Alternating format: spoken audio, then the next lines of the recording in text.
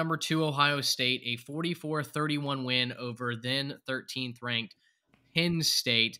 This game was close and very, very competitive until late. And again, it's the turnovers that get Sean Clifford. Interceptions, a fumble at the very end. He throws 2 of those interceptions to a defensive end who had just an all-world type performance against the Nittany Lions. But this really was close. Penn State was in this game for the vast majority of it. They led at half, I believe. And it felt like there was something kind of brewing. I had talked about in the preview, no matter how talented this Penn State team is compared to Ohio State, they always seem to get out to a fast start and they always seem to hang around. And I tell you what, I tweeted at Scott Van Pelt because I thought Ohio State had one of the bad beats of the year when Sean Clifford threw that late pick 6 to the defensive end, but they end up backdoor covering to just lose by 13. So did this game feel the appropriate? Does that final score appropriately reflect the performance on the field? Is it too far of a disparity in the score? Is it not enough? What did you guys take away from this game? Well, the final score definitely doesn't show the flow of the game because this was a 14-13 game at halftime. Penn State was ahead, and Penn State also took the lead. I think it was 21-16 with like 9 minutes left in the fourth quarter. So for it to be 44-31 final, obviously both teams just exploded at the end there, but it was a really ugly start for both teams. Like you mentioned, Sean Clifford, 2 early interceptions in the first half. He did bounce back with 2 touchdown passes in the first half. But Ohio State, they kept moving the ball, but just seemed to sputter as they got into Penn State territory and as they got into the red zone, especially in the first half. So it was a really ugly start for both teams. I know Garrett's going to kind of hit on why that shows some concerns for Ohio State for him. To me, I was really impressed with Ohio State's ability to finish this game. I mentioned they fell behind 21-16 with about 9 minutes to go in the fourth quarter. They then outscored Penn State 28-3 from the 9-minute mark to the 1-minute mark, and Penn State gets a garbage time touchdown to kind of steal that cover back. But yeah, I mean, you can say what you want about the ugly start. It was extremely ugly, but when that Ohio State offense started clicking late in the fourth quarter, it was game over. Penn State could do nothing to stop it. They couldn't stop the air attack from CJ Stroud. They couldn't stop Travion Henderson on the ground. Sure, Penn State fans had a lot of flashbacks to the Michigan game as Travion was just scampering down the field there. But yeah, case in point, Ohio State goes down 21-16. They immediately respond with a 3-play, 75-yard scoring drive. Yeah. So that's what they can do to you. If you are not sound on defense, even for, one drive, they're going to exploit that and they're going to take care of that.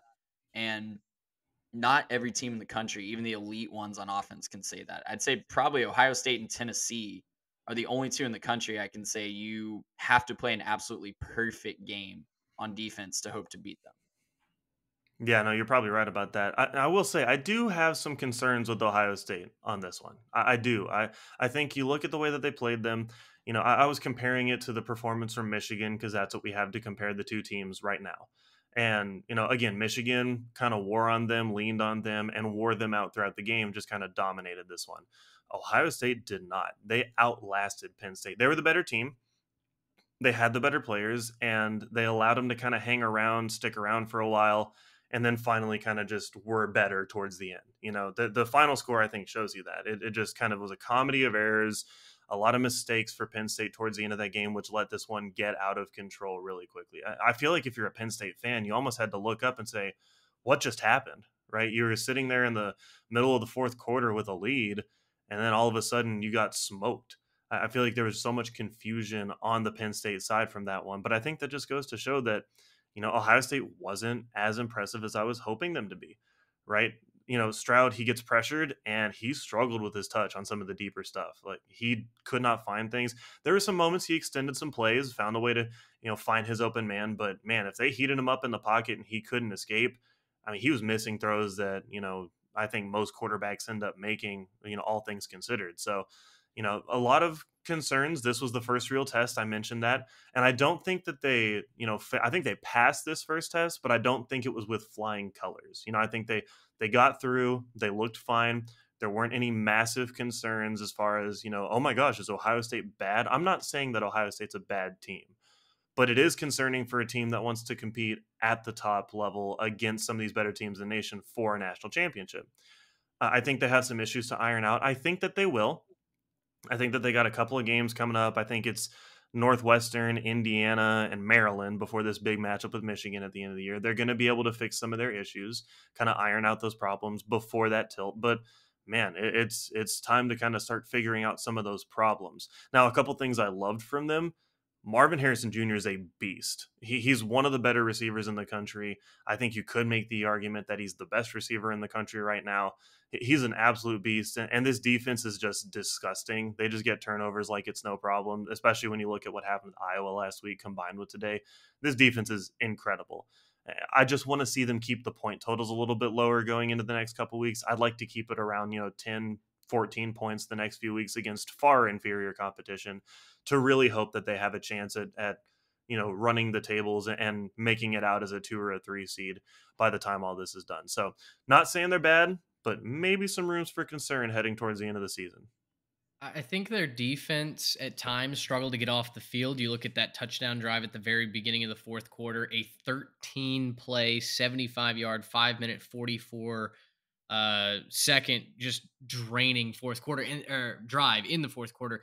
That's when I felt like Penn State's going to win this, right? And kudos to Ohio State. They go on 3 plays later, they score. It truly shocked Gus Johnson that TreVeyon Henderson was running in from 41 yards out for the score. It almost caught him completely off guard. So their quick strike ability, I do think, saved them, but their defense really struggled to get off the field at times, and they struggled to defend against the run. Honestly, Penn State shot themselves in the foot so many times. Trey, I'm sure you can talk about that sequence at the goal line. That was just a bizarre, one of the weirdest things we saw this weekend type moments. But also James Franklin and his clock management is horrific. And he continues to hurt himself and hurt his team. They go for it on 4th and I think it was a really long one with that wing T formation. They should have just taken a chip shot field goal in the third quarter, I want to say. And guess what? I mean, does it end up factoring into the final score? No. But it certainly dictated the flow of the game because at one point, Ohio State was up by 9, and Penn State really would have loved to have had an extra 3 points. So that's kind of my shot at James Franklin. I just did not like the way that he managed that game at all. Trey, take us inside that sickos committee-like sequence, though, that we saw in the second half. Yeah, you're talking about the end of the game, right? Where it just went bonkers. Well, that and the 2 missed field goals, the penalty on Ohio State, all kinds of craziness there, gifting Penn State some points, Penn State giving up points, a lot of chaos. Yeah, it was absolutely insane. And if you pull up the drive chart, like I said, it was a competitive game, and Penn State took the lead 21-16. 3-play scoring drive for Ohio State to retake the lead. I think next play or second play of the next drive, Sean Clifford fumbles. Ohio State immediately cashes that in, and we got some back and forth scoring, but the pick 6, as Penn State still had a chance to win the game. It was, not likely, but it was 38-24, I think, at that point, and then Ohio State gets the pick 6. We joked that it is the bad beat of the century, and then the garbage time touchdown for Penn State kind of ices that one. So, yeah, we get the Penn State cover, but yeah, just an insane turn of events, a crazy fourth quarter that, like I said off the top, didn't really made the final score really not look like the rest of the game did. Gracious,